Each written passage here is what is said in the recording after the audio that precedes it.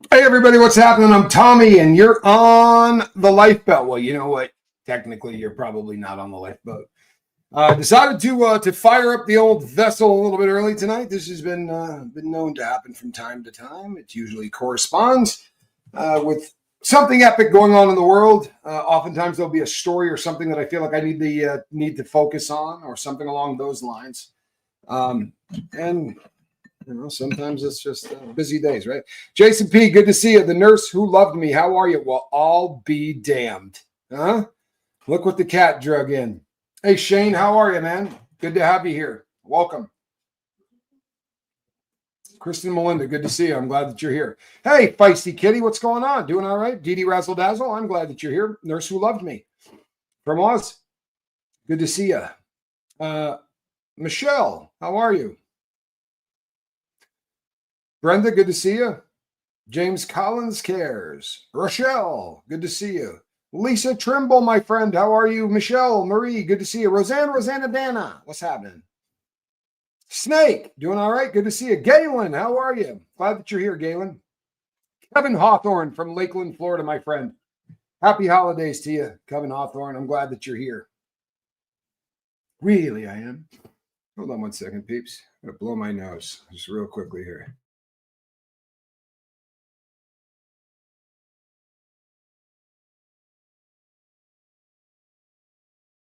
Always embarrassing, especially when you have a mustache, because you never know what's going to come, icicles, whatnot, things of that. That's never good. From Glasgow in the UK, glad that you are here. Hey, Melissa, you doing all right? I'm glad you're here. Hey, Lisa. Texas, huh? Well, all right. Happy blessings. I'll take them. You like the Huggy Bear vibe, Michelle? Are you digging the Huggy Bear vibe? Beautiful day. Good to see you. Cajun Queen. I bet your mother was. Oh, no, that would be a tent show queen, wouldn't it? The Scovilles are rapidly becoming all-day programming. Not for long, Kristen Melinda. I promise. This shall not stand, man. It's kind of regret. We won't be able to be keeping this up. We do this every year at around the holidays, because people have a very difficult time dealing with the holidays. And the more that they can watch, the more they can get together and talk to people of similar mindsets, the better off that they are. But believe it or not, it starts to wear you down, and you eventually you end up beat on. As of right now, though, we're doing all right. Sharon Clark, good to see you. Glad you're here. But we're definitely paying attention so that we don't end up ugly, because that happens, right? Ugly does happen. I'm the mother-loving king of it. Good evening. I have a question. My brother was sober for 5 years, but went off the wagon on a binge for days. He's now in detox. Why does he need to spend a week or more in rehab after detoxing? Well, normally because they really like getting paid. Joanna Love, good to see you. And I'm just keeping it real. They like to get paid. This is a business model, and they're trying to keep them in there until they get a little extra cash. Truth be told, if your brother was sober for 5 years and he binged for a couple of days, right, then don't let him get sold on this bull crap that he's 1 day sober. He's not, right? Multiply 5 by 365. Right? That's the number of days. Add to it 3 that he used, right? And say in the last X number of days, you used 3. That's a success story, not a failure. Rehab has a vested interest in telling you failed, right? Because if you failed, then you're going to need more help. But you didn't fail. You stumbled. Get back up. Dust yourself off, right? Well, we've been doing it for about a month. He'll have no fury. We got another couple of weeks to go. It will be into January before we take our foot off of the accelerator pedal, I promise you. Feisty Kitty, you're welcome. You're absolutely welcome. And I'll tell you, we do, obviously I do a lot of true crime, and we do a lot of righteous indignation. It's kind of my name brand. V. McWilliams, good to see you. Owasso, good to see you. But tonight, anything goes. You got a question, go ahead and ask it. Don't really care what the subject matter is. It's wide open. You want to talk about sobriety? We can talk about sobriety. You want to talk about Diddy? We can talk about Diddy. You got questions on Voldemort? We can talk about him. But I promise you, whatever you ask, I'm going to answer. I first found the lifeboat this time last year when I was at a crossroads in my life. Through the support and community here, I changed my life for the better. Forever grateful. You know what? I love that. I'm not kidding you. I absolutely love that. Thank you, Kristen Melinda. I really appreciate you saying this. But the truth of the matter is, I think that I think you've been fantastic for the lifeboat. You have given so much back to this group. And what she's saying, because I'll embarrass her, what she's saying is she was working in an industry that didn't feel right. And a lot of us have worked in industries like that before, where, you know what, we get a good paycheck. And it kind of justifies what we're doing, but we know deep down inside, right? Snake, congratulations on 23 years sober. We know deep down inside that's not who we're supposed to be. Kristen Melinda walked out the door on that, literally with no idea what the future was going to hold, but she knew that what she was meant to do was not work in a cubicle farm, helping to push big pharma or any of its engines. And to that, right? That is about as good as it gets, honestly. And more importantly, what she's doing now is doing therapy with people, and there aren't enough good therapists on planet Earth. Of that, I promise you. Of that, I promise you. Watched you and your girlfriend show on Jesters. Loved it, learned a lot. Well, I'm glad. I'm glad. There's so much to... There's really a lot to that. There's really a lot to it. It's a very long story. It's a very long story. So I've noticed you have a lot of knowledge on watches. Was that a job or a hobby or a random knowledge? I became absolutely enthralled with watches at a very, very young age. Right around the time that Swatch was becoming a brand. They had designed this cheap little watch, and they were buying their movements from a company called ETA. And they got so big so fast, they bought ETA and about 49 other watch brands. And they are now the largest manufacturer of watches in the world. A lot of huge brands like Omega and Blancpain, and a lot of great companies that are under that umbrella. But while that was happening, I very badly wanted a Swatch, and I lived in the sticks. So while on a vacation, I was going to malls and waiting in line and doing all these things to try to get a Swatch because it was a really big deal at that point. And at the same time, my father was buying his first really nice watch. And he was buying a Submariner from Rolex. And at the time, they were not expensive. Believe it or not, they used to be very, very inexpensive watches. But I got to fall in love with his watch and my watch at the same time. And I started to study them. I wanted to know why mine died. Right. And his continued to run. Mine had a battery, his didn't. And I started to buy them and take them apart. And I just became really, really into it. And it is a business. I buy and sell watches. I have hundreds of thousands of dollars worth of watch inventory as we speak. So I do this. This is it is kind of my real job, so to speak. Finding the lifeboat has been essential for me. As someone with an eating disorder, it doesn't matter what your addiction is. Damn right it doesn't. We're all in the same boat. Doesn't matter whether you're wanting to eat, whether you're wanting to drink, whether you're wanting to curse, whether you're wanting to gamble. That feeling of being uncomfortable in our own skin, that we have to do something to make ourselves feel better. And for some people, that's snorting something. And for some people, it's breaking the skin with a needle. And for some people, it's crushing a hamburger or a pizza. We all have come up with coping mechanisms that are unhealthy. And the lifeboat is sort of a place where you can try to work through those things. I also suspect I have a dislocated wrist. Oh, my Lord.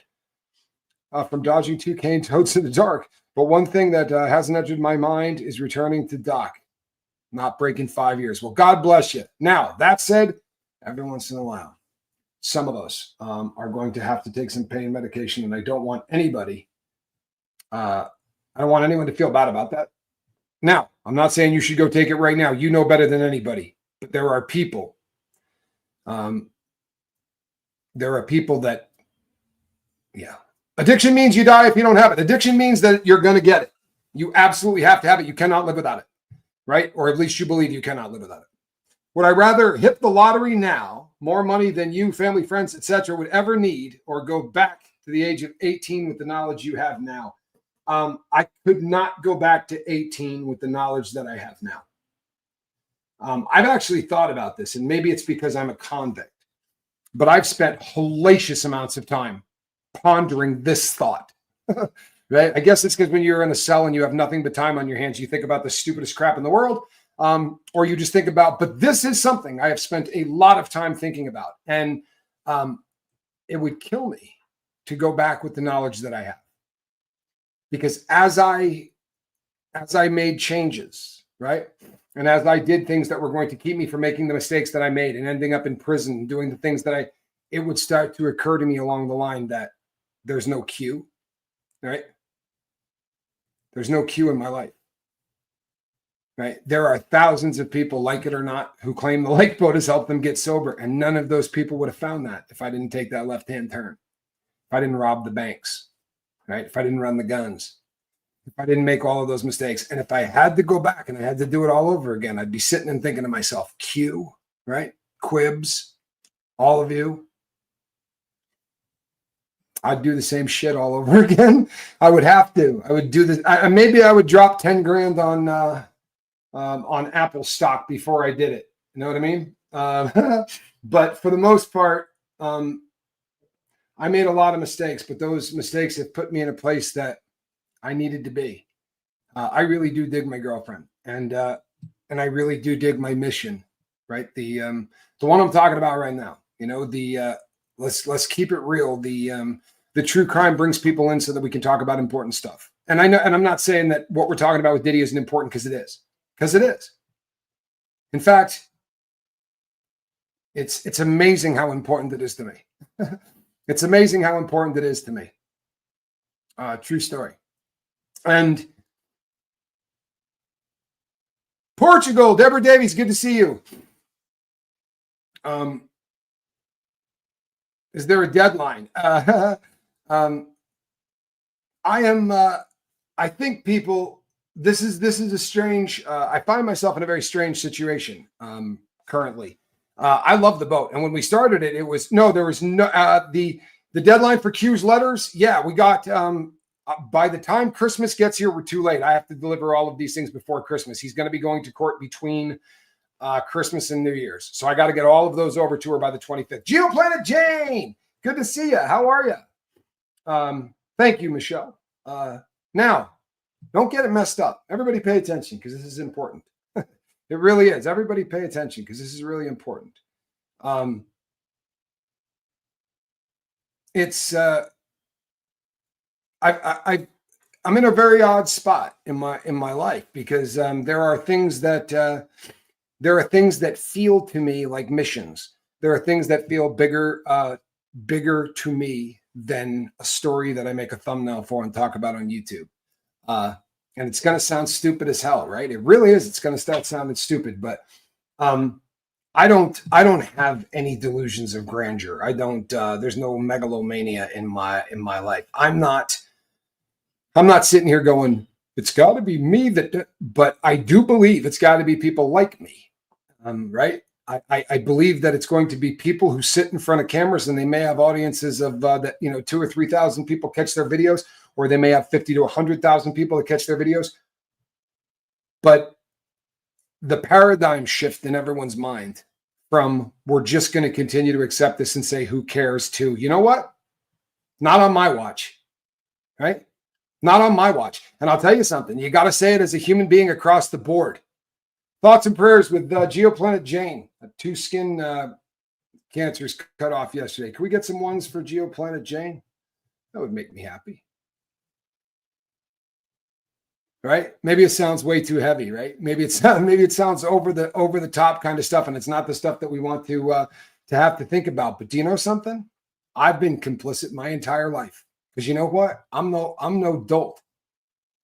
I'm no dolt. And a lot of the crap that we're hearing about now, and people are going, "Oh my God, I knew this was going on."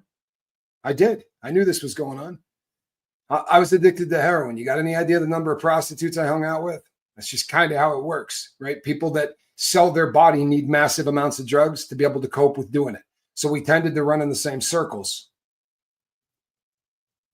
And there is something deeply personal about all of this. There really is. I feel like I'm 54 years old and I've never felt this in my life. I've never seen everybody ready to say things like, you know what? I want to stand up for actors who are being abused. I want to stand up for musicians who just want their music out that shouldn't have to be sodomized to get it done, right? I'm ready to stand up for the injustices in this world. I've not been at a juncture in my life where people were ready to do that. I haven't. So I'm gonna keep bitching about it. I'm gonna keep raising my voice about it. When you're on drugs, prostitution is a skill set. You're damn right. And I've said this is an absolute truth, right? You're going to do one of two things. If your substance of choice is tar, right? The H. It has been my experience that you are going to steal or you're going to sell yourself, right? Occasionally you get people that are just smoking con men and women, right? I knew guys that would go from one woman to the next, to the next, to the next, and they would get a woman to buy their dope for 2 weeks without knowing that that's what they were doing and move on to the next one. And I watched women do the exact same thing.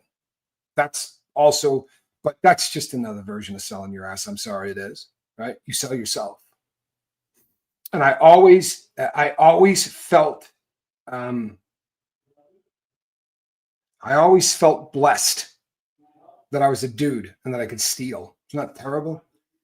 It's not honorable by any stretch, but I remember thinking to myself, this girl's going to go dump off a chunk of her soul for $10 worth of tar.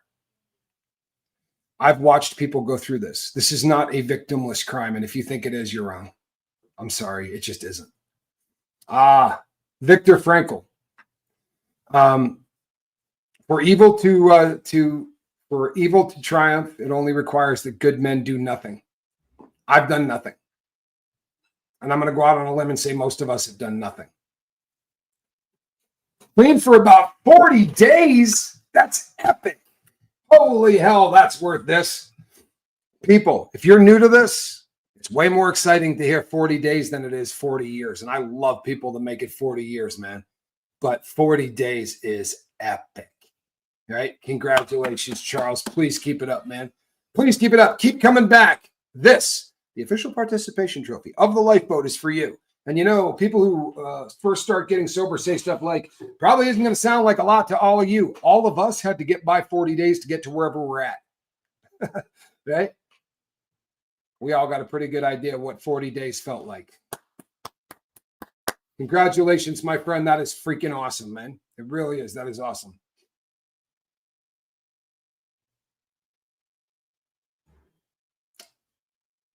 Joey, that's a question I think you probably have to answer yourself.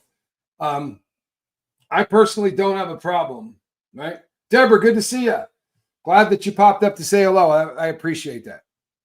I got through prison. Hellacious amount of homophobia in prison. A hellacious amount of homophobia, right? I've told the story many times, but I was teaching a drug class. And one of the kids that was in my class, a youngster, but he was in my class every day. And one day he was gone. And you never know why. They just go to the shoe. And about 2 months later, boom, he's back in class. He'd done his shoe time, right? His disciplinary segregation sentence, right? Going to the hole. And I said, hey, what happened to you, man? He said, I beat the hell out of my cellie. He said it with all kinds of pride.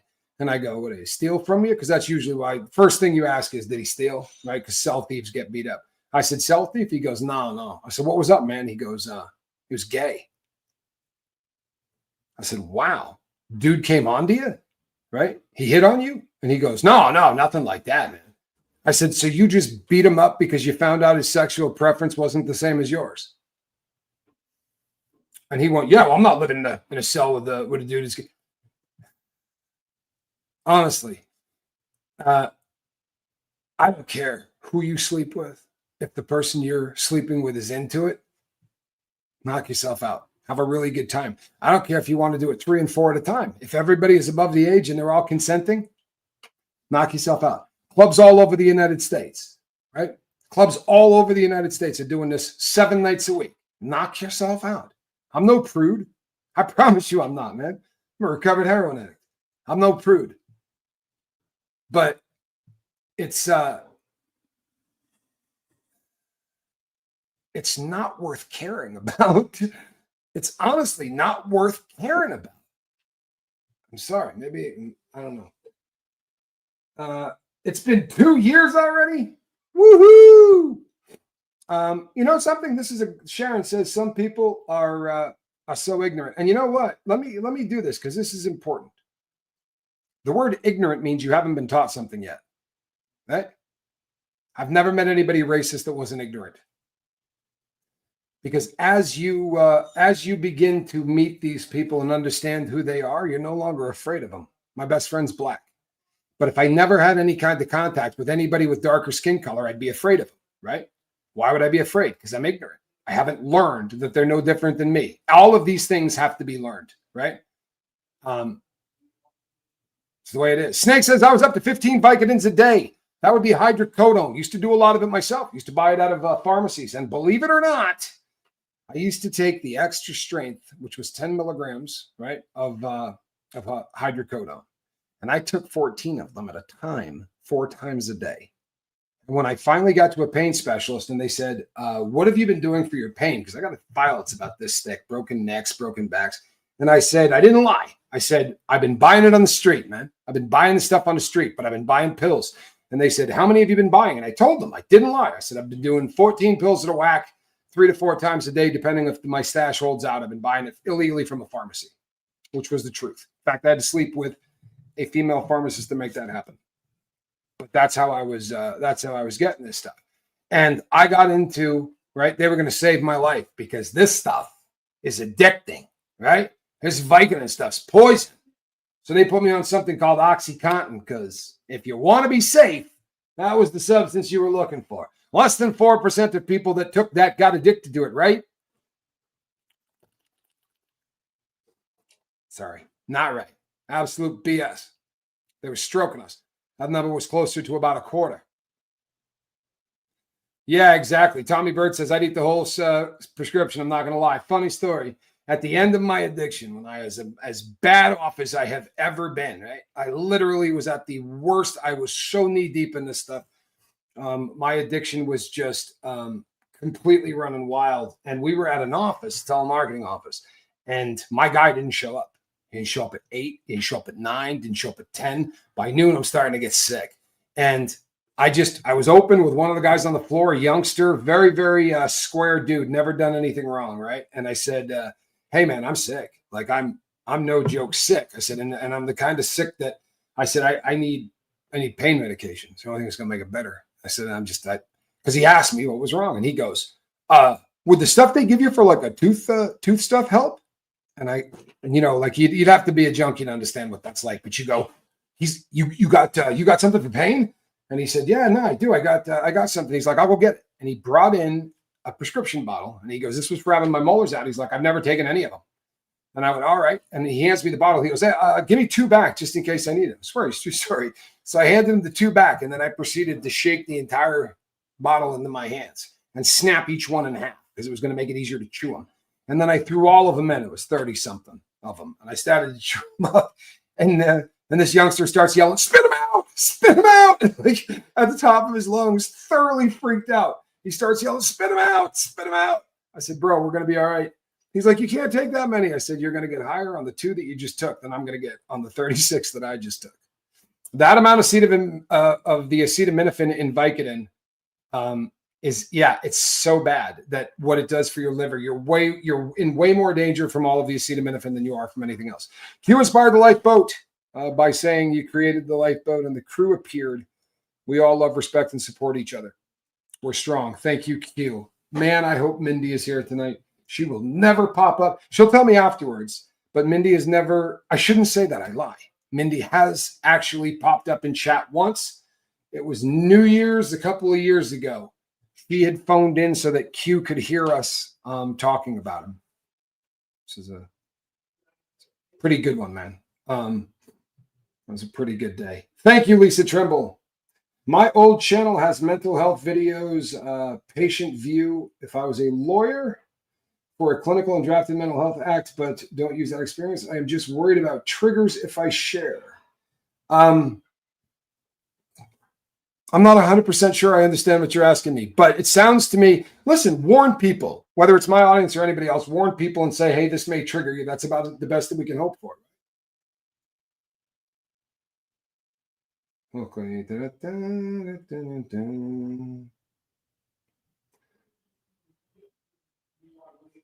There's something to this, right? Out of everything that's going wrong with life, that we as a whole can create so much better. Having an issue over religion, politics, culture, color, gay, etc., is just now a drag on the group mind. It's also mother loving incredible, right?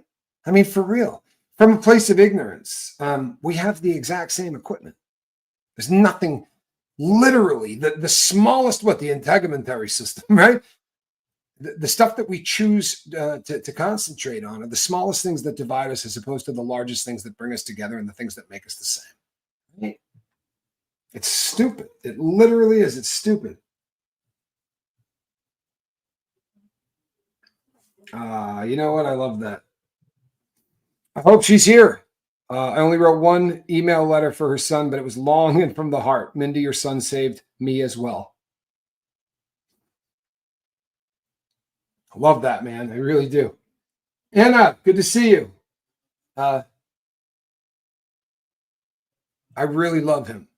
I don't know that there's any way that I can do any justice to tell you what an amazing human being he is. The day is coming where he'll sit in this chair and you all get a chance to meet him. But until then, you got to take my word for it that this is a really, really solid person. Tommy and family. Finally, my son's eating breakfast right now. I'm allowed to chat for 5 minutes. 6 large hash browns, 10 rashers of bacon, and 4 sunny side up eggs. Good God in heaven. Your boy has got to be a NFL lineman. For real. This sounds like what you feed the front 4 of the Green Bay Packers. What do you make of the French case of doping his wife and 50 other men participating?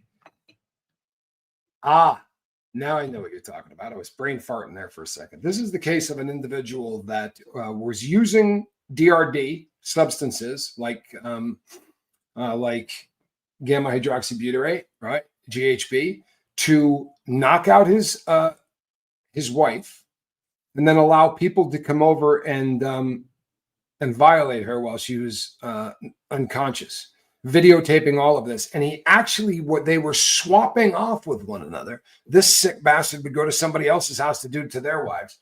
I think, honestly, that they ought to give him the death penalty. What's more evil than this? I mean, maybe it's me, but what is more evil than this? Because I'm going to tell you something. A guy comes home and he catches his wife having an affair and he flips out and he shoots the both of them. Are you going to tell me that's more evil than what this dude did? Right? Someone that snaps and takes a life is going to be treated really what this dude did. If that doesn't deserve a life sentence, nothing does. Nothing. This went on forever. Can you imagine the embarrassment? And by the way, while this is happening, he can be heard in the background berating her for being a slut. It's the sickest case. Honestly, when I first started to deep dive this case, I was like, I thought to myself, no joke, as I was reading it, if I tried to make up the most horrific thing that I could possibly do, this is what I would come up with. There's no way that I could come up with something worse than that. Let me inquire about that, Jeremy Fowler, and I will look into that. What I have it. I have his entire case. I guess what I need to do is ask his permission before I put it up. But I don't see as he would have a problem with it. But just because it's the right thing to do, I think I probably ought to run it by him. It's a case, and I'll tell you straight out so that nobody here thinks that I'm sugarcoating this. He shot 2 people. He killed them both. Both of them got shot in the head. It was 2. He squeezed the trigger twice, and both of them were headshots. The people that he shot were shooting at him. However, if you're committing a felony and someone is shooting at you, then all bets are off, and that's what happened. Going to write my letter for Q today. Well, thank you so much. Summer solstice. Well, I really appreciate that, people. I really do. I was talking to the attorney that volunteered, the one that kind of got the ball rolling on this. A really lovely woman that volunteered to help Q after reading everything that I had written about him. And she said that she had once had a case where there were almost 100 letters, and everybody was just like, 100 letters. Can you imagine? Well, we're going to have about 1,000 more than that. Right? Maybe even 1,100 more than that. So we're killing it. I was on benzos and got GHB graped. I was beyond pissed. You are blessed beyond belief that somebody dosed you up on G and it didn't take you off of planet Earth, because when you're taking benzos, that's already a heavy respiratory depressant. If you added alcohol to it that night, there's another respiratory depressant. And then somebody puts in G, and now you're looking at an excellent chance of going to sleep and not coming back. I'm not.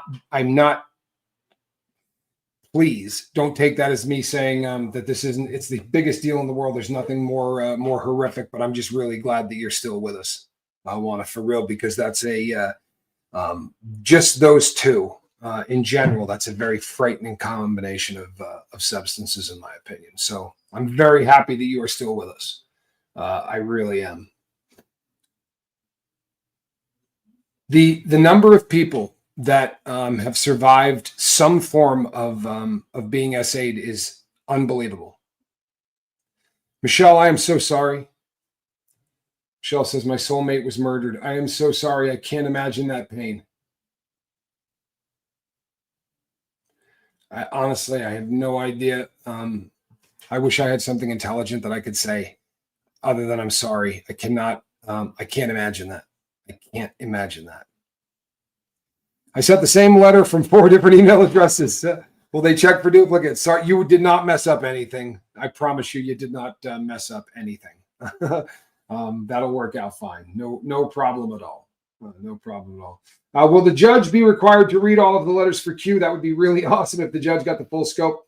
Here's my experience. Honestly, he probably won't, or he or she, I don't know which one it is yet. They will probably not read all of them. However, they're thorough as hell. I'll bet they'll read 50 to 100.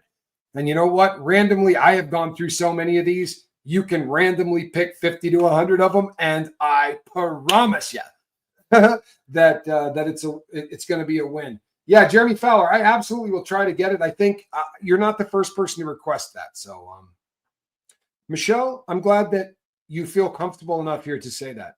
And you know what you're going to find? You're going to find that when you don't hold this stuff inside, and that when you actually allow this to start getting out, an amazing thing happens, right? Sun is a disinfectant. It really is. Light is a disinfectant. And you know what the worst part of hiding stuff like that is? Your brain begins to start to extrapolate things from, okay, we don't talk about this, right? So it goes into a file of what?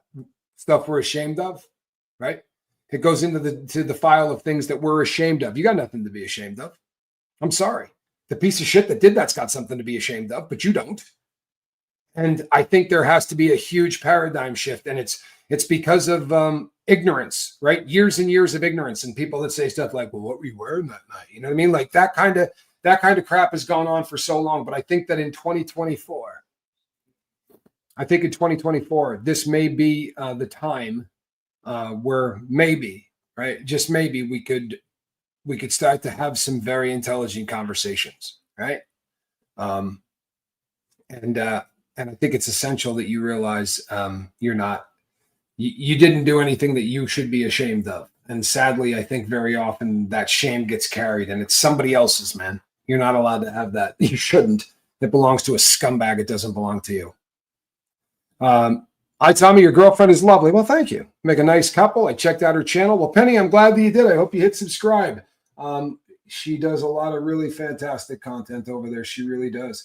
Gail, South Australia, says 1 in 4 women in Australia have been assaulted as kids or as adults. Horrible stats. And I think that those stats stay fairly common, whether it's here or there. That's a terrible stat. It's a horrific stat. I'm sorry, Gail, but I'm glad again that people feel the ability to talk about this. And the musing says, some people do get it. Had a psychotic episode after mixing meds and alcohol. It was uncooperative, and ended up in an ambulance for 130 kilometers. I taught 2 of the kids of the nurse with me, and she was great. I had a nervous breakdown last year. I did. Freaked out, lost my mind, ended up having to go to a hospital. I'd been taking some medication that I really shouldn't have, and you live and learn. But I'm not ashamed of it, right? I'm mentally ill. I am. It's part of the deal, and I've got some stuff in my past that I wish didn't happen to me. And when it happens to a boy, it's different than when it happens to a girl. Not easier or more difficult, different. And the person that messed with me was a woman. And I don't talk about it a lot, and I probably should. Maybe in 2025 we'll visit it. It's 2025 is going to be a hell of a year. It really is. I believe wholeheartedly that. What is a nervous breakdown? What happens to the body? Thank you in advance. LRM, for me, it was my heart went to about 210 beats a minute and stayed there. My palms started to sweat, and I started to have an awful lot of irrational thoughts. And my ability to process things that were going on around me were tough. And I'm a YouTube content creator, which makes it really hard because I talk to a lot of people, and it's weird. It's sad because there was a video, an audio going around of me screaming at somebody, and it's ugly. I promise you it is. And the comment before it said, "Please, can you leave me alone? I'm really struggling right now. Can you leave me alone?" And the person said, "We're going to talk about this now." And then my girl got on and said, "Hey, you know what? Please leave." And they just kept going until I exploded. And I yelled at people and probably said a lot of stuff that I should take back. I don't know that I actually want to take back, but I should take back. James Collins says 110% is just different. I was told to keep my mouth quiet when I spoke out. Made me spiral deep into addiction. Well, I went down that road. Goosebump says, experienced a minor essay at 12, made sure never to be alone with him again. I feel guilty I didn't say anything till decades later. I'm sure there were others. Once again, and I end up saying this a lot, right? I don't think you're allowed to, I don't think that guilt is meant for you, right? We look back at ourselves when we're 12 and 13 and 14 and we're youngsters, and we look through, right, the lenses we wear at the age of 50. And if that's how you're going to judge yourself, with all due respect, it doesn't make a fart bit of sense. You realize that, right? For real. Why do these victims come forward 20 years later? Because they were 13. Because at 13, we don't have the brain pan to even understand what somebody just did to us, much less process it and try to do the right thing to make sure nobody else ever gets. You had to do what you had to do. Your job was to take care of you, and thank the Lord you did. And you know what? I hope a lot of other people took care of them, but it wasn't your job to protect others. That may sound shitty, it may sound cold-hearted, but as a 12-year-old, not your job, right? Not your job. But it's 2025. And if you're above the age of 18, it is our job to protect people that can't protect themselves. And more often than not, we think of kids, right? More often than not, we think of kids. But there's a hell of a lot more people that need to be protected other than just kids, because sadly, we live in a world where the dreams, right? The dreams of talented people can be turned into, you're going to do everything I tell you to do, or those dreams get dashed. And this is in industry after industry after industry after industry. You're a model, you're an actor, right? You're a musician, you're a singer, you're a dancer. Trust me, if they have the ability to say, yes, your success will make you rich, they also have the ability to say, in order to get it, you're going to have to do what I ask you to do. I have to read this just because I so much love the expression, not for nothing. Goosebump, not for nothing, but I wouldn't say it's minor, friend. Any experience like that is a big deal for any young person. Thank you for trusting us and sharing. Nurse, thank you for saying that. The nurse who loved me, 89, because it's funny, if you watched the show that I did earlier with Reese, Reese will talk about the things that happened to her when she was 14 years old and say, well, I was consenting. No, you weren't. No, you weren't. but how we grow up will shade how we look at things, right? And it takes sometimes years to get over. And for a lot of people, especially people that were brought up in Scientology, it is one of those situations, I think, that they don't want to be a victim. It's so ingrained in the whole mindset of what it means to be a Scientologist and the tough and all that. They're never going to be victims. So obviously, she couldn't have been victimized. Couldn't be. 14-year-olds can't consent. They can't. It doesn't work that way. And guess what else? Consent is when two people, right, who have nothing to benefit from other than just being with each other, decide that they're going to do something. If one of them works for the other, can't consent. If one of them is offering a ludicrous amount of money, you can't consent. If one of them is a prison guard that says, do this and I'll let you out 2 days early, that's not consent. It's odd, right? It's odd that we have to talk about this in 2024, but we do, right? But we do, because there's a lot of people out there that simply don't get it.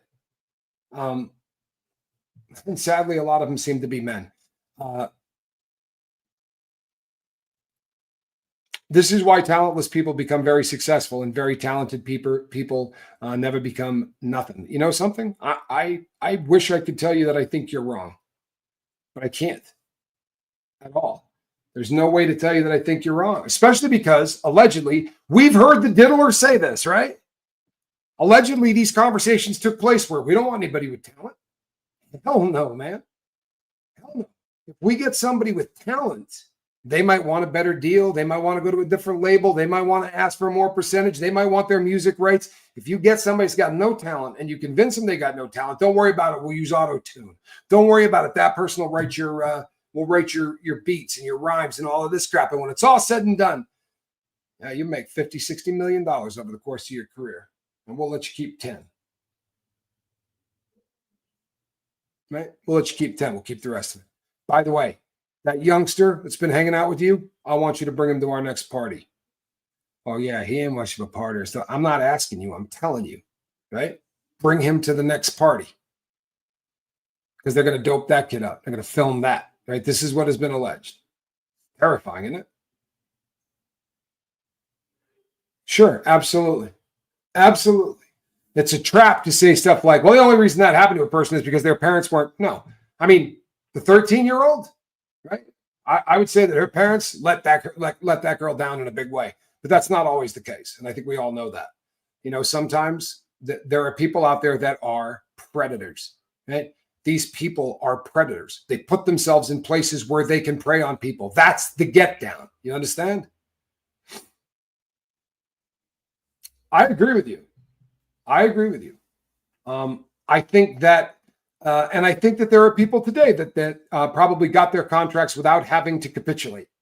There are people that have so much damn talent. I would imagine that people like Adele, right? I don't know if you ever read anything about, but the first time they booked her to go meet one of these huge people and sing and do all that, she said, "Yeah, I'm not going this morning." She got up a little late and decided she was just going to blow it off. Right? There are people out there that seem to have the talent to where if somebody said, well, here's what you're going to have to do to get this contract, they're going to go, no, I'm not. No, I'm not. I'll go to the next place because I got pipes for days, right? I can sing. But I think that they would prefer people without talent. Terrifying. What is an IMO, please? In my opinion, I think is what IMO probably stands for. In my opinion. Hi, Tilly. Glad that you're here.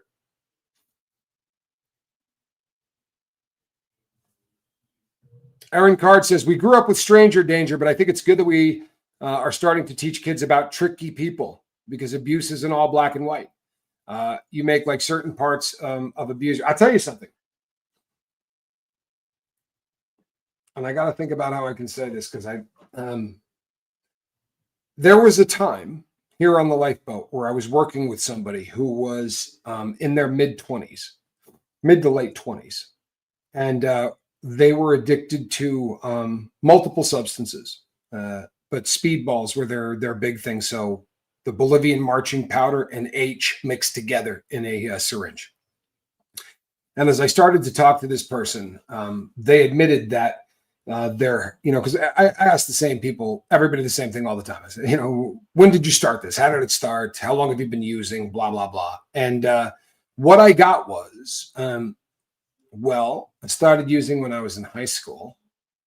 And this young lady found herself in a chat. And we see things like To Catch a Predator, or they're all over the internet, all over the big red button. We've watched all those predator hunting channels or whatever. This girl had men that were reaching out to her, and she was selling pictures of herself. She was selling naked shots of herself while she was underage. No one ever touched her. She was never touched. And she said, I also never put my head in the shot. That's still victimization.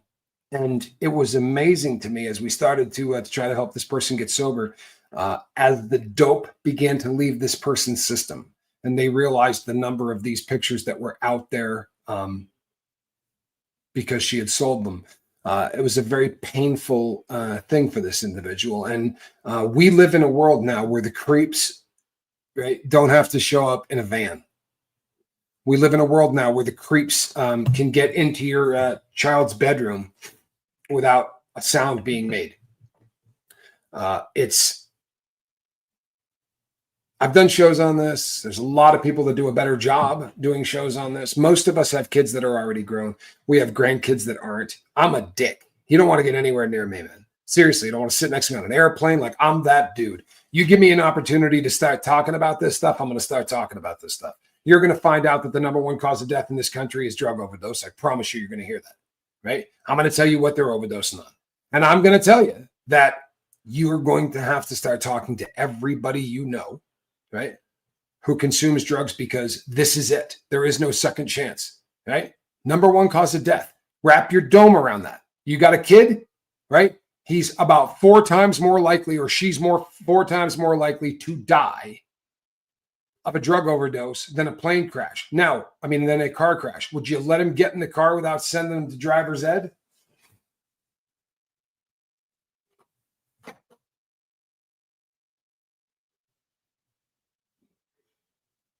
Sybil, how are you? I'm the best. You saw Lydia. Oh,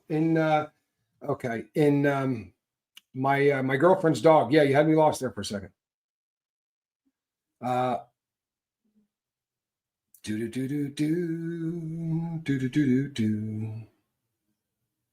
Everyone does need to hear it. Unfortunately, you don't make a whole lot of friends when you do this.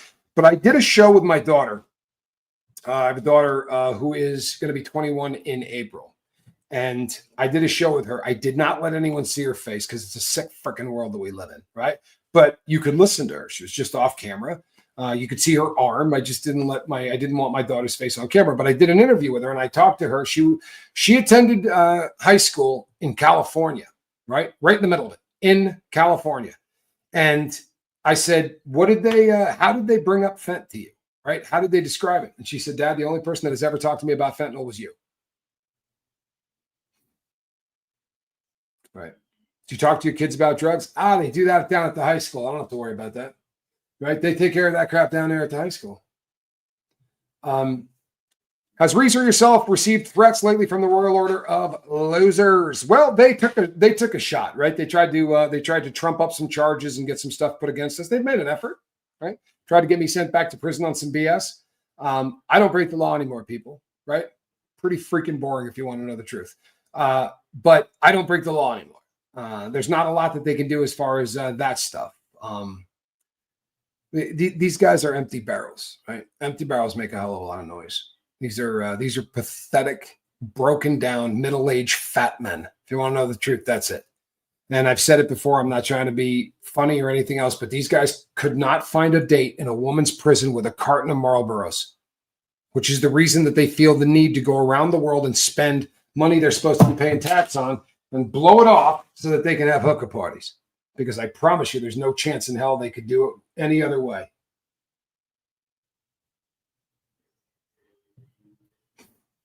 Squirrel Nut Zipper needs a removable half step so she can play with the water by the steps. That's not such a bad idea. Or some small inflatable raft thingy to hang on to. You're noticing that she seems to be She seems to be pretty fond of the water, and she absolutely is. This is such a great rule, man, right? Secrets are bad. Across the board. Secrets are bad. If someone is asking you to keep a secret, it's never a good thing, man. Seriously, never a good thing. And these are definitely the kind of conversations you should be having with kids. Chris, I tend to agree with you, especially when you're when the country you live in writes on average somewhere between 30 and 80,000 laws a year, right? Right? Or whatever ridiculous ass number they come up with. What's up, chat? Merry Christmas, everyone. Bulldog, what a kind thing to say. The nurse who loved me, I'm not putting you on blast, so I won't read the whole thing, but it's a recurring theme to hear someone say, my mother and father don't even know that I was SA'd, right? I never shared this with anybody. I never talked to anybody about this. And again, it gets back to something I was saying earlier. Why? Why do we not talk about things? Well, usually because we're ashamed of them, right? And if you're feeling shame from something like this, it's the other person's shame. And I know that is, it's easy for me to say, right? But it isn't your shame. You've done nothing wrong, nothing, right? And it's sad that victims, in order for a victim to become a survivor, there has to be that moment where they say, I didn't do a damn thing wrong, right? They're the scumbag. I got nothing to be. I can hold my chin, my chin held high. I did nothing wrong. It was one of the, and I'm not making this up. I don't know how to say this more seriously than what I have in the past, because it never sounds solid enough. But since starting the lifeboat, the highest honor that I had was being out at the Danny Masterson sentencing and getting an opportunity to meet the heroes that sent that man to prison, right? Because he didn't go to prison behind a good prosecutor. He went to prison behind 3 women that said, nope, I'm going to tell my story. And the reason they hadn't up to that point is because, as so often happens, each of them believed that they were the only one, right? That they were the only person that had ever been assaulted or attacked by this person. Once they realized there was more than one, they got tough real quick, right? They weren't not reporting. They were not reporting this because they were good Scientologists, right? You don't go to the cops. You do all this in-house. This was a thing. This is how it's done, right? And the sick bastard Danny Masterson was trying to relive this. He wanted to do arbitration. He said he'd be willing to pay if they would just sit down with him and relive the event. Boy, I hope he's having a good time in there, man. Right? In-house did nothing. You're absolutely right. They didn't. In-house, they did nothing. However, he's doing 30 years in prison. At a minimum, right? We're gonna see him stay in there for about 30 years. And you know what, folks? I'd be really surprised if he makes it all that time. And I know everyone's going, he's doing soft time. They all do soft time until they don't, right? They all do soft time until they don't. There is going to be someone that walks onto that yard and goes, Danny Masterson. I think I'd like to stab him. Think I'm kidding? I promise you that's how it goes down.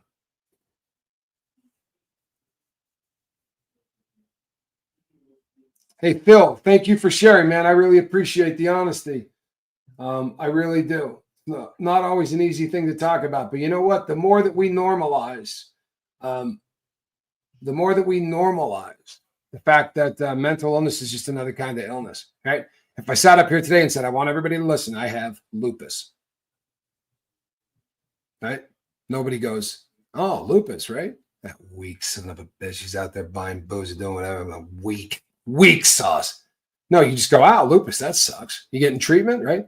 But if I go, I have, I suffer with addiction, or I suffer with mental illness, instantly you're judged. Okay? You're a different person. Tell you what, judge me. I'm mentally ill. I'm also a drug addict, and I am not this much ashamed of any of that. I'll be really honest with you. I'm proud as hell, man. I spent 3 decades addicted to smack, right? And I got off that stuff with the help of Q. I'm proud. I'm not ashamed. Not even a little. I'm not. The statistics are horrific, right? The number of people that are addicted to that stuff who actually get off, get clean, and help people, man, you got a better chance of becoming a doctor, right? Taylor Miller, hold that thought. Did you find life after being incarcerated that it was hard to catch up with tech and pop culture, etc.? What makes you think I have? Right? What makes you think I have? I can't use any of these. The equipment, Spanx Calhoun does most of it. I don't have a. Honestly, I'm not gifted with any of that. And yes, it absolutely kicked my butt once I got out of getting out of the technology thing. When I got back, it was just awful, man. To just start seeing better? No, if you're legally blind, it doesn't make a lot of sense, right? To just go, yeah, start feeling better, right? Just start seeing better. It's fairly amazing. Can't stop smoking weed. Any suggestions? Well, here's the thing. And this is something that I feel very strongly about. And all of the channels that do what I do, right? Like the sobriety channels and stuff, they hate this, right? They hate this. But I'm of the firm belief that harm reduction, right, is better than nothing. You feel me? Okay, so let's say you're smoking an ounce of weed a week, and it's just really, really difficult, and it's hard, right? You're really struggling. What if you were to just get down to, say, a half a zip, right? What if you were to knock 3 grams a week off? That's harm reduction. You're doing less of it. And people go, what difference does it make? Doesn't make it. Makes a huge difference. You just set a goal and achieved it. You cut down, moving forward, right? We're not good at this. As people that struggle with addiction, we're good at losing. We're good at failing. We're not worth a fart at succeeding. This is why I say you get up in the morning and you make your bed. No matter what's going on, you get up in the morning and you make your bed. Why? Well, because drug addicts don't. And when you make that bed and you're done, you go, guess what? First goal of the day is done. Go write in your journal. Second goal of the day is done. Go spend 10 minutes working out. I don't care what you got to do. 10 minutes. Third goal of the day is achieved. Learning to win, right, is a talent. It's a skill. You have to do it. It was the hardest thing in the world for me to do.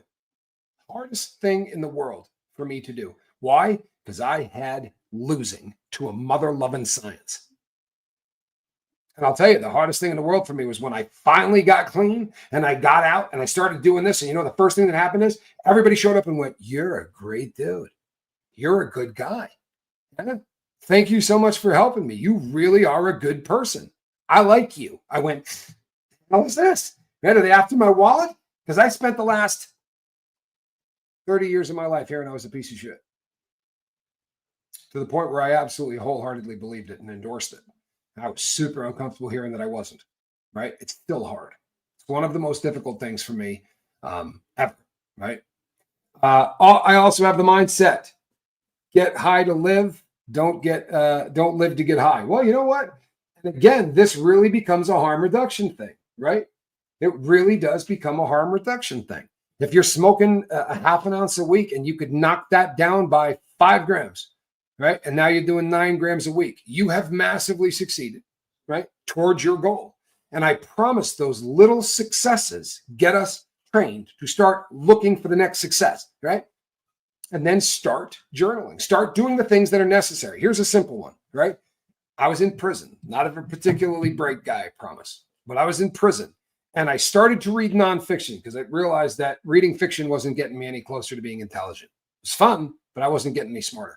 So I started to read nonfiction. And I found something really funny. It didn't matter whether you were reading about a Republican or a Democrat. It didn't matter whether you were reading about a titan of business or a soldier, right? But anybody that had been successful at any level, they all journaled. All of them.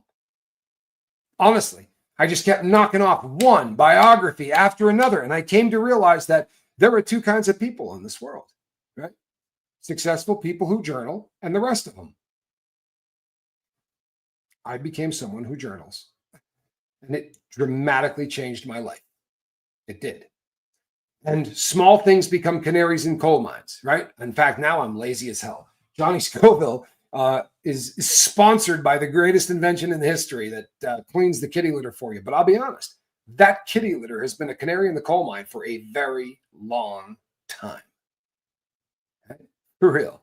Because if I'm not cleaning the kitty litter, there's something wrong. If my cat's taking a dump in dirty litter, it's because I'm not in a good place. No, you don't. No, you don't, and you're not allowed to say that.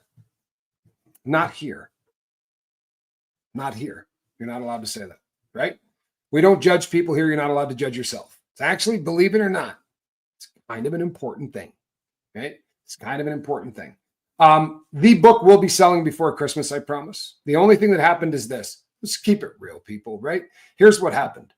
There are some women from our past that we purged from the book. After talking with attorneys, we could do it. We could absolutely put them in there. We wouldn't be in any trouble. We could leave those stories in. But you know what? I wasn't a good person. And if you happen to have dated me, or you happen to have been with me for 4 or 5 years, living with me or whatever, you had a bad time. I didn't hit anybody. I don't beat people. I'm not that dude. I don't put hands on women. But I was a drug addict, right? A thief, a bank robber, and a drug addict.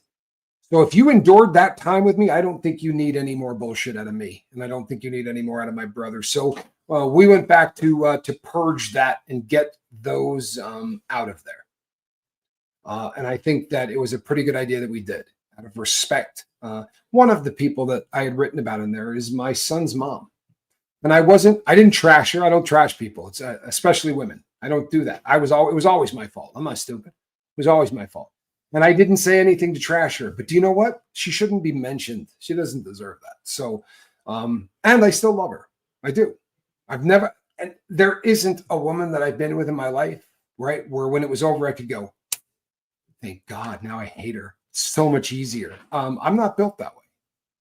Sucks too, because I really wish I was. Please advise me to how to start journaling. I cannot start. Estelle, I'll help you out. Here's how this is going to work. Tonight, before you go to bed, right? Get out a notebook. And before you go to bed, all you're trying to do, I want you to think about this as 2 shifts inside your brain. You got a day shift, you got a night shift. Your brain never shuts down. Don't let anybody tell you differently. Your brain doesn't shut down. One part shuts down and another part turns on, right? Before we go to bed, if we get what happened during the day organized into any kind of semblance of order, right? Got up this morning, called Johnny, started to work on this, and just sort of walk through what happens in the day. And if it's something that sticks in your craw, my boss called me a thief today, right? Journal about that. The other option is you put it in a closet, right? Fibba McGee's closet. You shove it in there, right? And then you jam the closet door shut. And eventually it's going to come off of the hinges. And when it does, it's going to explode. Michelle Marie says, I am too paranoid. I understand completely. Write out what you're going to and then go flush it down the toilet. How's that? Write it out, set it on fire. Would you benefit if you held on to it? Absolutely. Absolutely. It's a huge benefit if you feel like you're relapsing or you feel like you're in trouble or you're not doing well, to go back and start looking and you see patterns, and it's really done wonders for me. But if you do not trust that, then burn them, because just taking the time to get everything right in order, when you go to bed, the night shift takes over. Instead of the night shift going, all right, what happened during the day? All right, so here's him in the morning and he got into a fight with this person. And then his boss said this. The night shift instantly goes to what? The stuff it can't handle during the day. And let me explain something to you. As crazy as this is, right? There are times, for whatever reason, that in order to get healthy, in order to work through something in our brain, you might have to fly. In order to work through something in your brain, you might have to have an elephant in your high school classroom, which for whatever reason has your bed in it, right? But not the girl you're currently with, one that you took to the junior prom that died in 1989. You know those dreams? There's a reason that's going on. Your subconscious is working through something you couldn't do in the daytime. Make it easier. So before you go to bed, all you're doing is writing down the things that happened during the day. That's it, right? Now, as you get more comfortable journaling, then there are some prompts we like you to go over. And you can say silly stuff. Make them up yourself. Or if not, Spanx does some. But how's this?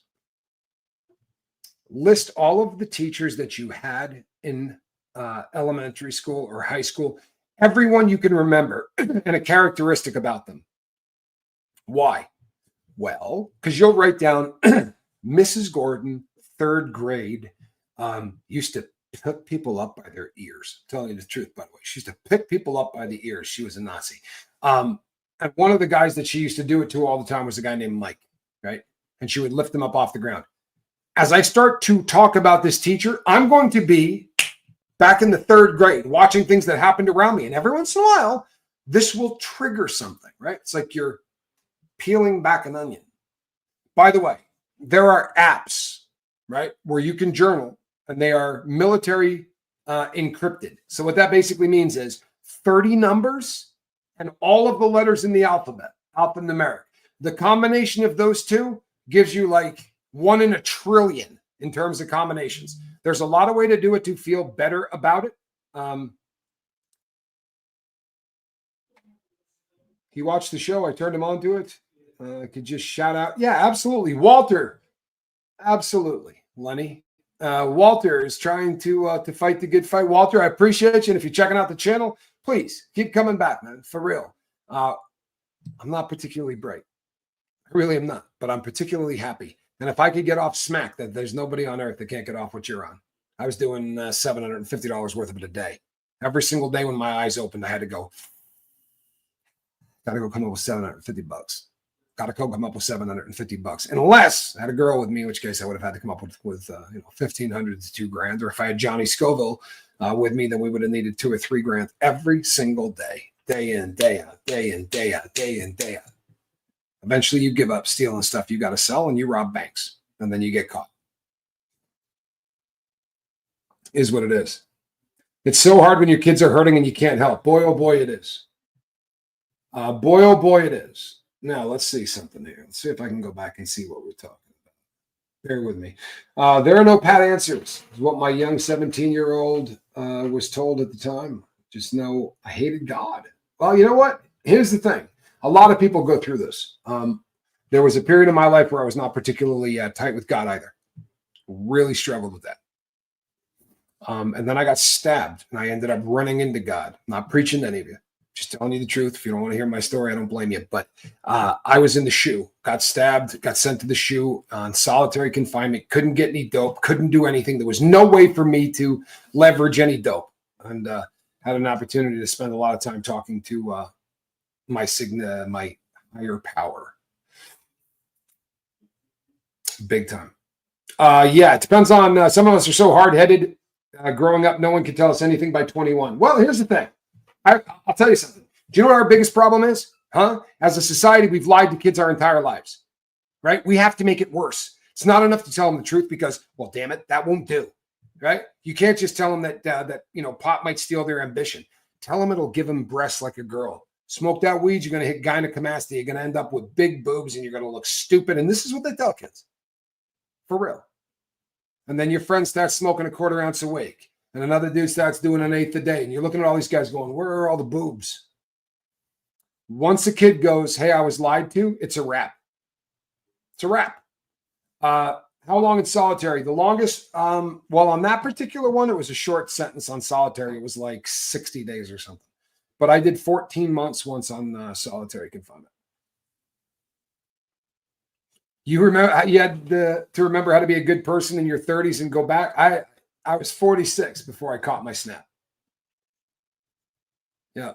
I used to say to people all the time, Bulldog, in the first 15 years of my life, I realized that my dad knew absolutely nothing. Dumbest dude I ever met. From 15 on, I realized that the man knew everything. He never once gave me a bad piece of advice, and I was the idiot. Which is, it's heavy, but it is absolutely the way it went down. End of musing. Thank you so much. Really appreciate you.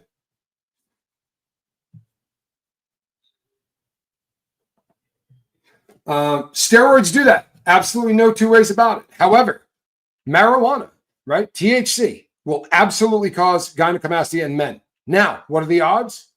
1 in 30 million, 1 in 14 million, something like that. It's absolutely ridiculous. However, it's enough to be truthful. They can actually truthfully say, absolutely. Yeah, absolutely. It does cause that. Unfortunately, these lies don't pay off, man. Why, thank you. You know what, Tony Suter, you're I consider you a friend. I really do. And if that sounded cold, it shouldn't. That's a huge deal with me. But I dig you, Tony Suter. I really do. And I appreciate you. I appreciate you always being patient with me, right? Even when I don't deserve it. Bulldog says it hasn't happened yet. It won't. I smoked every day since 2011. I smoked from the time I was about 12 until the time I was 28, every single day. Didn't happen to me. Never happened to one person I know, right? Didn't. But I have dissected every single drug program you have ever put into a high school ever. DARE, all of the other little ancillary BS courses. And they all teach the exact same thing in Brock Bandy. THC causes testosterone to aromatize. Well, this I was not aware of. But to be sure, what state did I do my time? Well, Ghost Rider, most of what I did was Fed. So I did about 13 years in the Feds, 12 years in the Feds, something like that. And I did a state program in the state of Nevada. I did a state rip. Lenny Grasso, 4 years clean, huh? Congratulations, Lenny Grasso. And if you're going to quit, April Fool's Day is probably the day to do it. The last time I competed on skis was April Fool's Day. Addicted to smack, clean for 4 years, April Fool's Day. Walter was the one who helped me get off when I was having it bad times, bad days. Just give me a shout out. All right. Thank you for being here. I really appreciate it to the both of you. That's an ugly drug. Very, very difficult to get off. I am always super impressed when somebody can, because it is not an easy thing to do. PSA, please consult your doctor before making any changes to your medication regimen other than medical decisions. Absolutely a fact. By the way, pay attention. You can die quitting alcohol cold turkey. Catch that? You can die quitting alcohol cold turkey.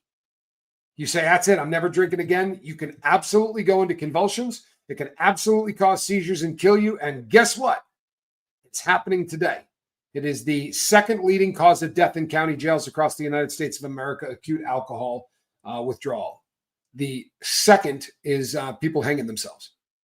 So this is a big deal. It really is. You should absolutely talk to a doctor before you quit alcohol or benzodiazepines. That would be your Valium, your Xanax, your all of those tranquilizers, right? Because they are just, for all intents and purposes, alcohol in a pill. And that is why, if you're struggling and you look like you're going to be starting to seize up because you don't have alcohol in your system, they will give you a benzo, right? Inside jail, they call it a benzo protocol, and it is them stepping you off of alcohol by using benzos. They really are very, very similar. It's almost like alcohol in a pill. Never quit benzos cold turkey. What is it about guys and farts? Well, we're disgusting human beings. I think that should be... Klonopin is a very serious clonazepam. Klonopin, very serious benzo. Sharon Clark says that's how poor Amy Winehouse died. Went cold turkey on everything and her heart gave out. It's so horrible. Yeah, I used to drink 12 beers a night, but take 2 beers with a benzo and you're absolutely trashed. That's the truth. It is. How do you forgive yourself for not appreciating your dad for most of your life? I didn't appreciate my mom before she died, and now I can barely think about her without guilt killing me. Oh, my God. What makes you think I'm not dying? Right? What makes you think it's not killing me? No, truthfully, I'm blessed that I had an opportunity to speak at length with my dad. I had an opportunity for real closure, thank God. You know, I had an opportunity to tell him I was who and what I was. There is something really cathartic about the phrase, I'm not a good person. It really is. I mean, and I'm trying as hard as possible to be a good person. So don't tell me I'm a good person. I'm not fishing for that shit. I'm just saying that there was a time in my life where I knew who and what I was. And to come out and say it and to look yourself in the mirror and go, you know what? You're not a good person. You're not. The things that you do are disgusting. And the only third person that matters in your life is you. Something seriously wrong with that. I think getting over that, right, was a big deal. Now, Blue Bayou, if you're really struggling with this, I get this question about 5 times a week because the vast majority of people that I work with have had drug and alcohol problems for a long time, right? And what ends up happening is that people die, and they die before you have an opportunity to fix things. And guess what? That leaves a hole that very often sends people back to the bottle or to the needle or to the straw. So what I have advised people to do is to write letters to these people, right? My dad did get to see both of us sober. It was a huge deal. In fact, my dad's last day on this planet, we had a conversation, and I'm telling you right now, my brother would tell you, my dad realized I was sober and said, "Okay, I can go die." I'm not kidding. I mean, that's just how it went down. He said to me, "Hey, I just wanted to say goodbye. I'm going to die tonight in my sleep." And I just went, "Oh man, don't say shit like that." I said, "Knock that off." He goes, "Oh no, I'm not at all bummed out about this. I'm ready to go. But my work here is done." And it was amazing. It really was. It was amazing. And I've been blessed to have that ability. If I didn't, and there are people, look, by the way, I got out of prison and Jack, my friend, was still alive. Every other friend I had was dead. I'm not being funny or exaggerating. All of them overdosed. Every person that both of us knew. We are the only person that we know from our friend group. The rest of them overdosed and died on fent.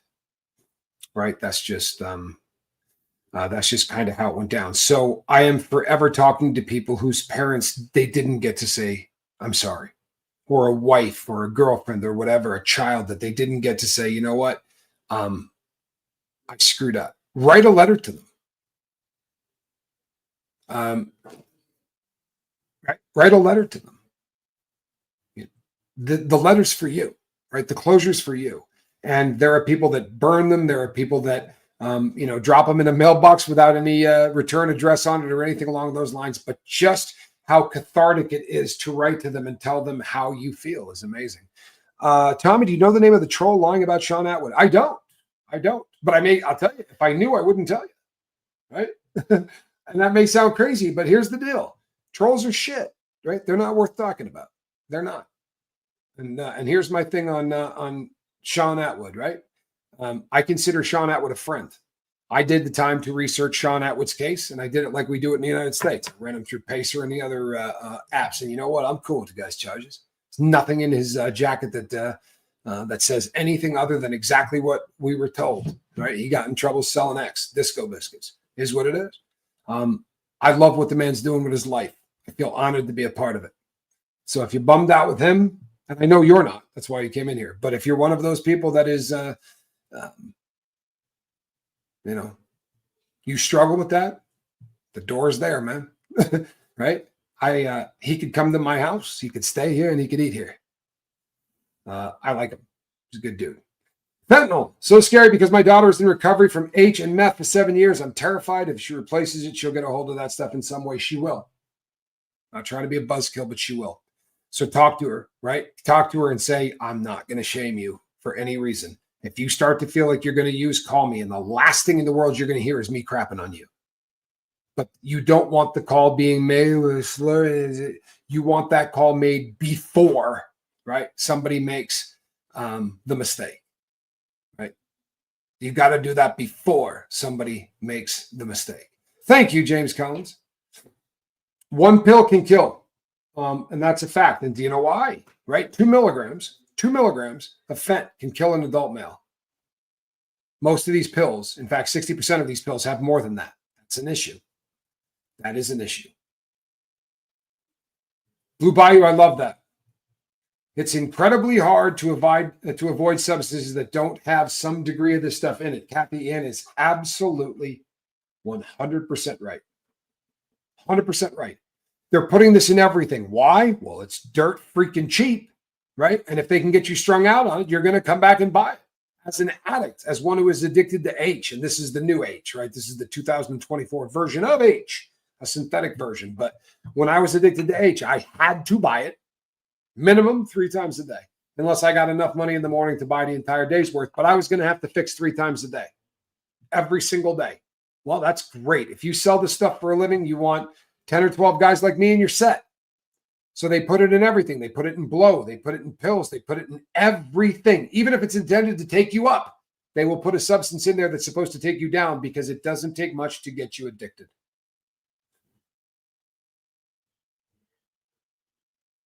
I love that.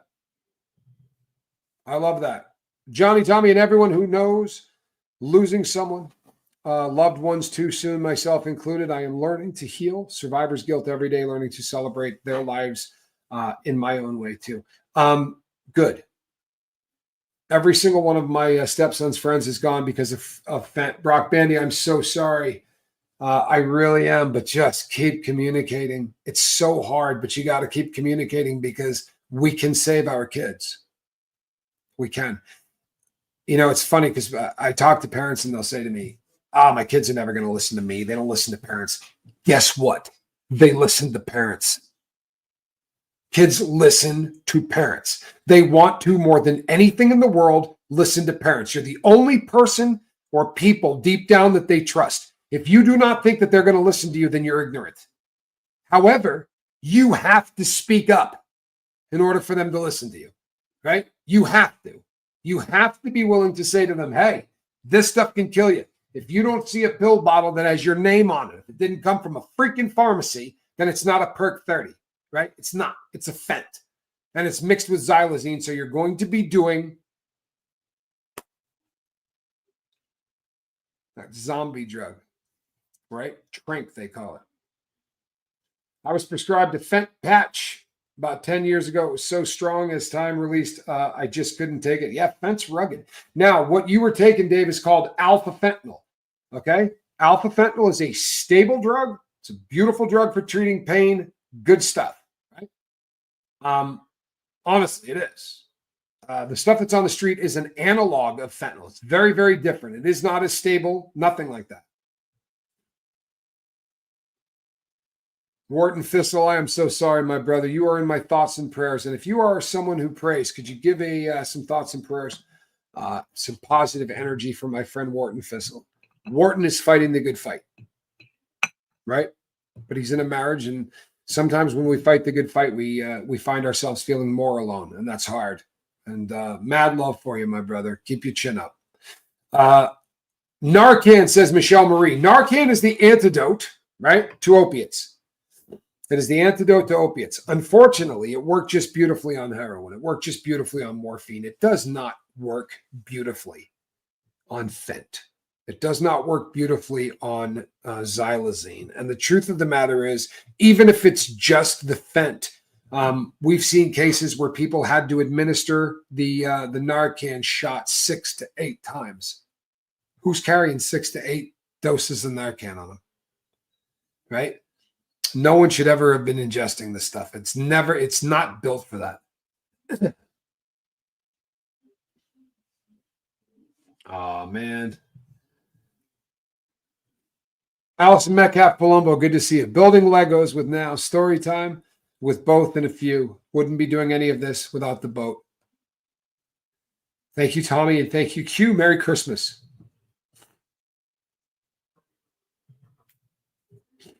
Every soul is beyond precious, and this entire life on this planet is being fought over in the spiritual realm. Eternity is next. And whether you believe that or not, people, and I happen to, but whether you believe that or not, make no mistake, a battle of good versus evil is going to be fought in 2025. And you can believe I'm an ass and there is no God. There is going to be a battle of good versus evil that is going to be fought in 2025. It's got nothing to do with religion, I promise you. It does for me. But for the world to watch, this is here. Believe it. Believe it. And for those that go, I don't buy it, step back, right? You're not going to see the forest for the trees, but start stepping back. Do me a favor and name every human trafficking case you can think of in your life that has been brought in this country. In your life. Can you come up with one? Huh?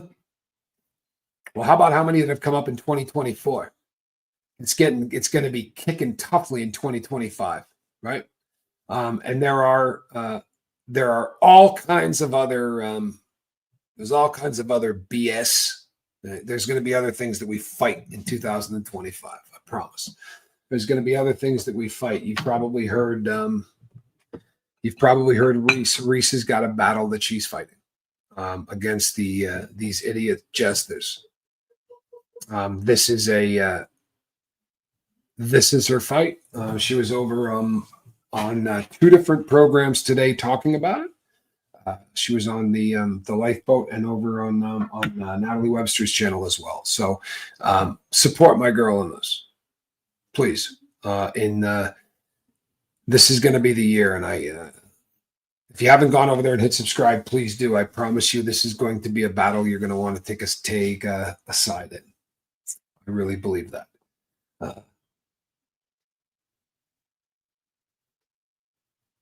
Yeah, this is it's the #1 cause of death in our country. You would not have been able to tell anybody that 10 years ago and have them believe you. It's more people are going to die from fent than cancer. Come on, man. No one's going to believe that. No one is going to believe that. No one is going to believe that. But it's a fact, isn't it? Yeah, so Tedrick Walker says, contact Congress to stop tax exemption for the Royal Order of Jesters. We're going to be, excuse me, golly. I'm going to have some people that are going to be working with Reese, and they're going to give you places where you can go right there without even having to think, and you can contact different officials so that you can complain about not only Scientology, but also the Royal Order of Jesters. I looked at all the darkness and got depressed, and then I realized it's a wonderful opportunity for fruits of the Spirit. P.S. Just discovered Reese through you. She's she is great. No question. She is great. And this is ugly stuff that has been going on for a really long time, right? And this the personal injustice of this organization and what it did, it victimized her, and she survived it. And I've heard the stories of what it was like for her, and I am really I'm rooting for her really hard in this fight. I really am. I am rooting for her really hard in this fight, and I want to see this. Yeah, I think we all want to see it, man. She was strong and brave today for certain. I agree with you 100%. She absolutely was, and I'm proud of her. Scientology is just creepy, says Bulldog. No question. No question. And the other sex cult, right? The other cult, which happens to be a sex cult that you'll hear her talking about on Relatable Reese, right? Make sure you get over there and sign up. But on Relatable Reese, you will be here talking about the Jesters, and it is just as ugly, right? Just as ugly, if not more so. Gail, South Australia, says Reese is a beautiful soul, and she is. Why, thank you, Anna. That's awesome. Really appreciate that. Sorry. I'm happy so many are awakening to the truths being exposed. It's time.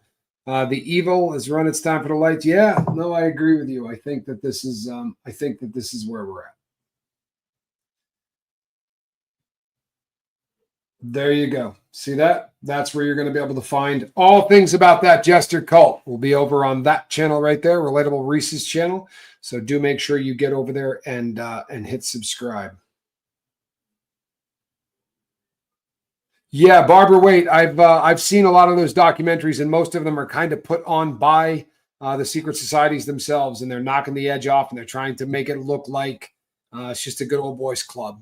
And they got away with it for 100 years. There's no reason. You can understand why they're currently doing what they're doing, right? Because it's always worked before, but it's not going to anymore. I think we've all grown up. Yeah, I think we've all grown up. Quarter 3. Sorry, I'm trying to prove I wasn't really grown up. It's kind of funny.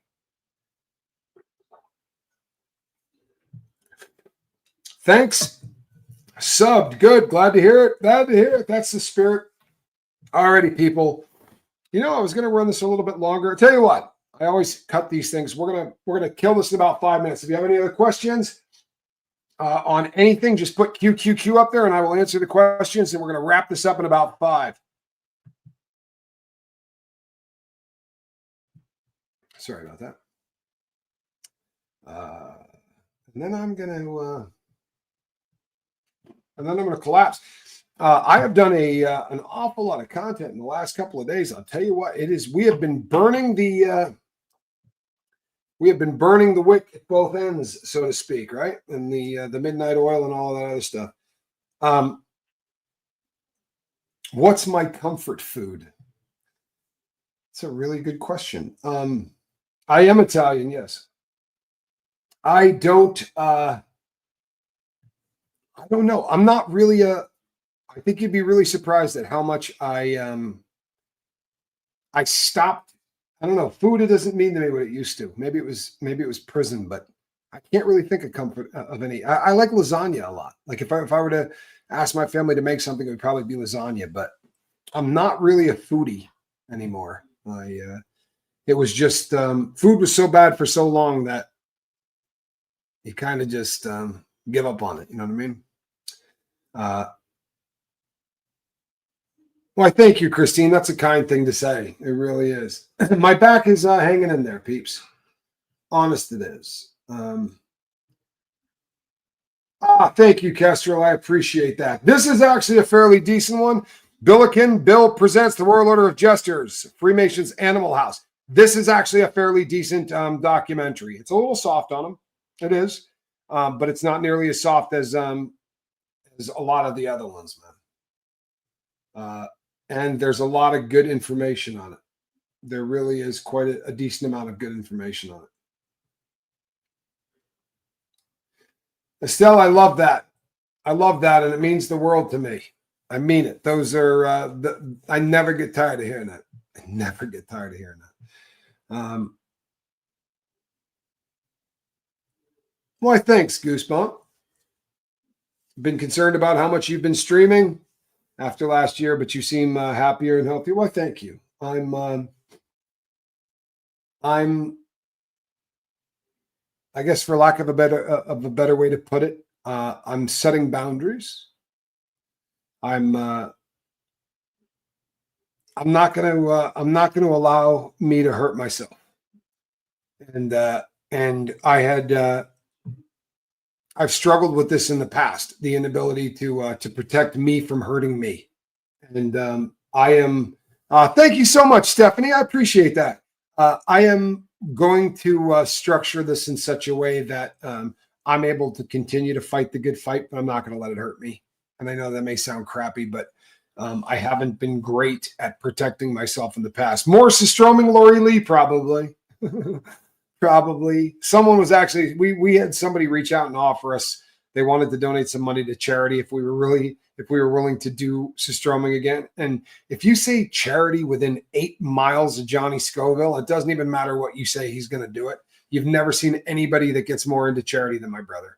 So I'm probably going to end up retching on some nasty fillets. It won't be long, I'm sure, that I'll be forced to.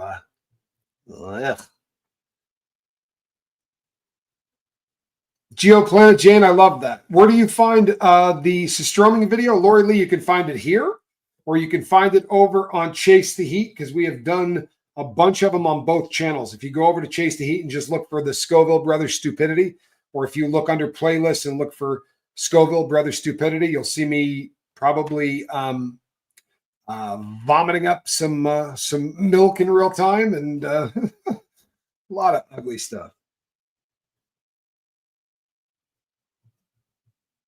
Could you put your quotes on a web page like I'm not going to hurt myself? Christine, I probably should look into that, honestly. I probably should. Hey, Xiao Yun Smut. If you've been here the whole time, I apologize. I didn't see you come in. I'll give you the best for the Systroming table. It'll change your experience. The only reason that I'm not mocking you incessantly is because you're blonde and I know you're from that part of the world legitimately. But we know you're in on it.